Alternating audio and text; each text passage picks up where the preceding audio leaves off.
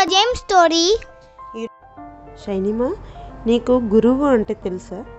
తెలీదు మమ్మీ. గురువు అంటే టీచర్, ఓకే మమ్మీ. శిష్యులు అంటే స్టూడెంట్స్. ఈరోజు గురువు శిష్యుల స్టోరీ చెప్పాలనుకుంటున్నా. Okay mummy. ఒక గురువుకి ఇద్దరు శిష్యులు ఉండేవాళ్ళు. గురువు ఒకరోజు వాళ్ళిద్దరికి ఒక పరీక్ష పెట్టాలి అనుకున్నారు. గురువు ఆ ఇద్దరి శిష్యులను పిలిచారు. సొమ్ముని ఇద్దరికి ఇచ్చాడు.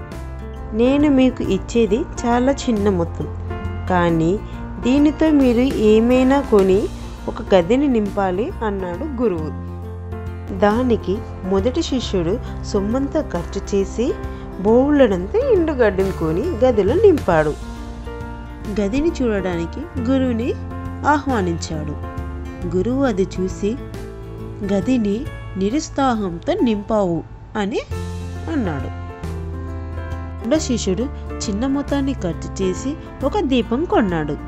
దాన్ని వెలిగించగానే గదంతా కాంతితో నిండిపోయింది.